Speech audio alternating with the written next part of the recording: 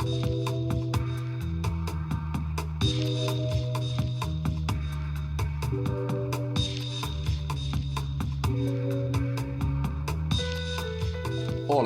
I'm Gerson Borrero. Welcome to this edition of City and State.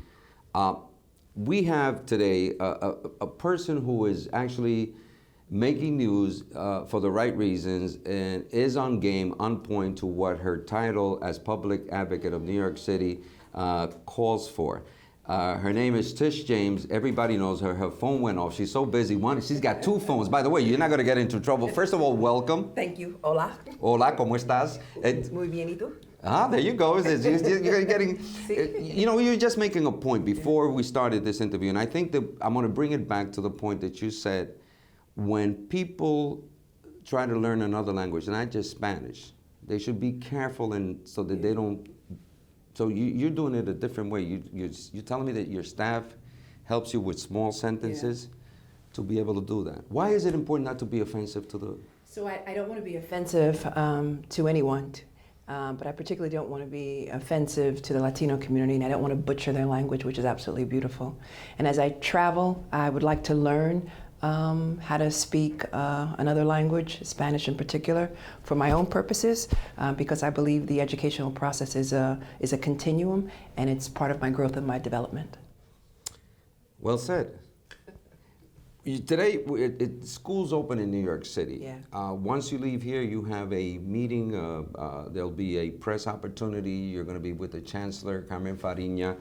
And you know, in a school I hear in Queens or somewhere around there. But why are you focusing? I mean, it's, you know, the regular photo op, but there's more, because you're interested in youth, and we're going to be talking about that because it's one of your priorities right now at this given point after almost 19 months in office, more or less. So tell us about the education, how we start off the year, from your vantage point, what you see as a citywide official. Where are we in the progress or lack thereof in reforming the school system here? So I'm meeting with Chancellor Farina in Queens and in the Bronx. We're visiting two schools. And my focus dates back to when I was a member of the City Council, focusing on smaller classrooms, focusing on art, focusing on arts and culture, focusing on physical ed, focusing on a full complement of issues, and recognizing that that school should not end at 3 o'clock, that it should continue, and that it should also include the family. And so there's been a number of models. There's been a number of experiments by this administration, and I just want to get a sense of how they're doing. Again, I continue to focus on STEM, science, technology, engineering and mathematics, and the arts, STEAM, and that it applies to all individuals. I know that as someone of color, I know that people of color are falling further and further behind, particularly as it relates to technology. And as more individuals who are learning how to code, as more individuals who are opening up businesses, with all of these emerging businesses, I think it's really critically important that more and more people of color learn about applied science, about applied mathematics, and about coding, and about making sure that they have access to the internet. And of course, the overwhelming number of people, of children in the New York City public school system is in fact people of color, and people from all over the world, which is interesting. I mean, it's really becoming a city that is being redefined. How do you feel that universal pre-kindergarten is working? Do you think it's on the right track in terms of what what the mayor spent a lot of capital on and actually began this feud with the governor over, it was just the right fight. Right. How do you feel it's going? Is it at the pace that you think that we should all feel that it's on the right track? So early childhood education obviously is key to a child's success. Right. And so I think I applaud the mayor for his investment in early childhood education and making it a signature part of his administration. So I applaud him. But at the same time, I'm concerned about community-based child care centers, and I'm really concerned about whether or not there's a redirection of funds from community-based child care centers into this universal pre-K system. And that's really what my concern is. A lot of community-based child care centers are closing. One, because of high rents, 2, because they can't find enough children. 3, because of gentrification. 4, a lot of them, a lot of the teachers in these community-based organizations who tend to be teachers of color are having a difficult time making ends meet. They come from the community. And so the question really for me is whether or not we are diverting funds from community-based child care centers into the pre-K system. And that really is the issue. There are so many community-based child care centers that are closing. Bushwick, Williamsburg, Fort Greene, Bedford-Stuyvesant. And so a number of elected officials, including a number of council members, primarily from Brooklyn, we're looking at this and focusing on this. So there must be something there that you're seeing that's wrong. Is the mayor's office, this chancellor, aware of this? Are they doing this unintentionally, or are you gonna, if they're not doing it intentionally, you're gonna make them aware of it and they need to stop, is what you're saying? We are still studying the issue. Right. The question is, why is so many community-based organizations, primarily community-based organizations headed by people of color, where teachers primarily represent individual communities of color, why are so many closing? Is it because of market factors? Is it because of changing demographics? Is it because there's just not enough children to go around? Is it because more parents are, walking away with their feet? Is it because of costs? What are the issues? We are studying these issues. We are, in all likelihood, we'll be issuing a report. We're working with a number of elected officials, including Councilmember Levin, Councilmember Menchaca, a number of elected officials who are very much concerned about the closing of community-based organizations. As public advocate, your concern would be then to, look, we got a problem here. Yeah. If the problem does exist, as I think you're defining it, or Yeah. you suspect it's happening, and then do what as public advocate, along with your colleagues on the city council, to then tell the mayor, you've got to change this, and this is the way. It isn't just to be critical that you're doing. No. It's as we enter into the budget process. Okay. Diverting funds from the budget to these community-based organizations who primarily represent an economic engine in communities of color all throughout the city of New York. And is the question the high cost of insurance, the high cost of rent? What are the issues? And why are all of these community-based organizations, who the vast majority of them are headed by people of color, why are they closing?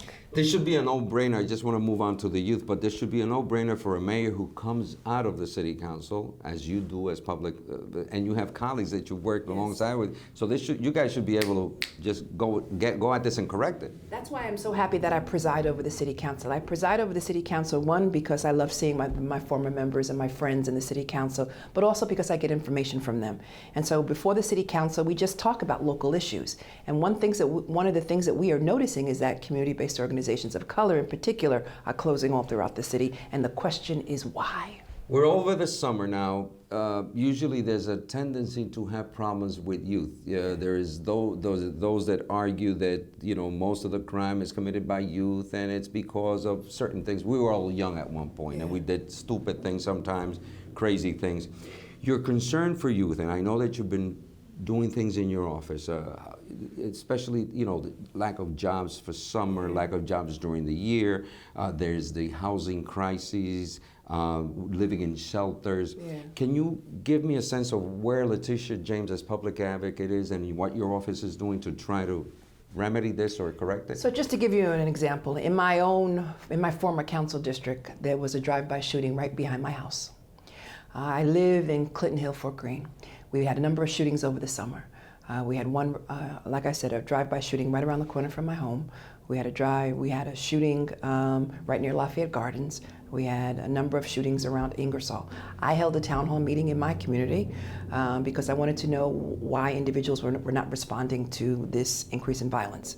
And what I uncovered was that my home precinct, was not adequately resourced. We did not have enough police officers that were turning out on the street because NYPD was basically staffing up the 10 precincts with the highest rate of crimes, and other precincts were getting less resources.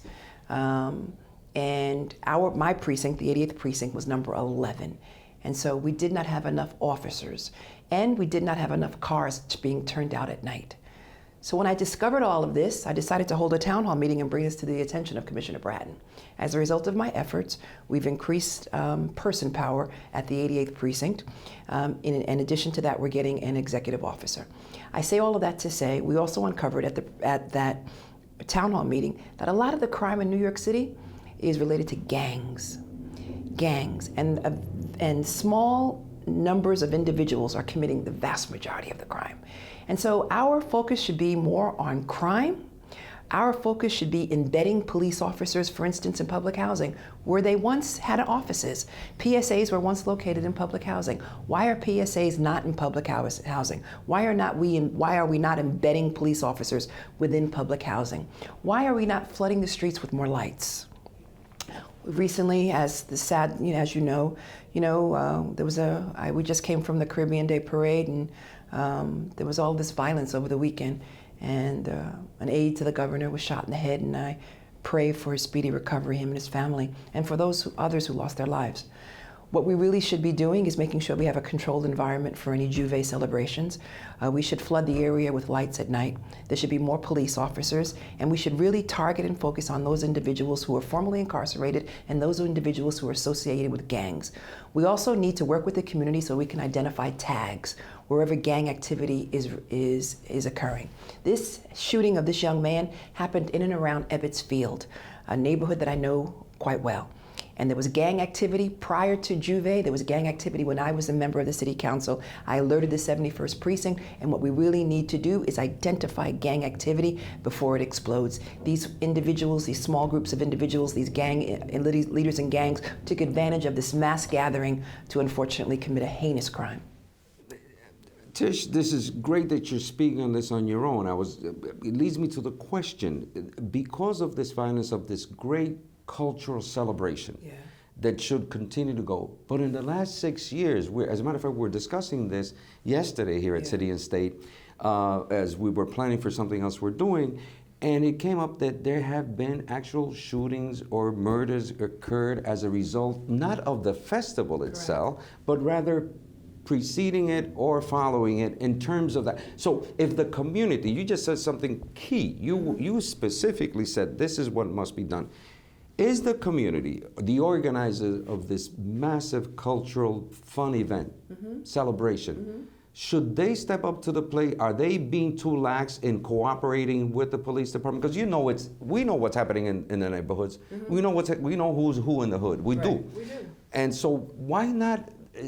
You're talking about an engagement which is serious. I mean, this is very bold on your part because you're specifically saying what needs to be done. We know who the gang members are. We know who's selling the drugs. We know who's doing X, Y, and Z.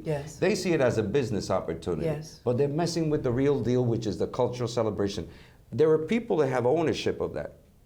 Should they be doing more? So it's important to note that there are two organizations. There's the Caribbean Day Parade organizers who organize the parade, and then there's the individuals who are responsible for Juve. Juve, for the most part, is disorganized. Juve is not under one particular organization. Juve is a result of several different celebrations all throughout, primarily Crown Heights and Prospect Heights.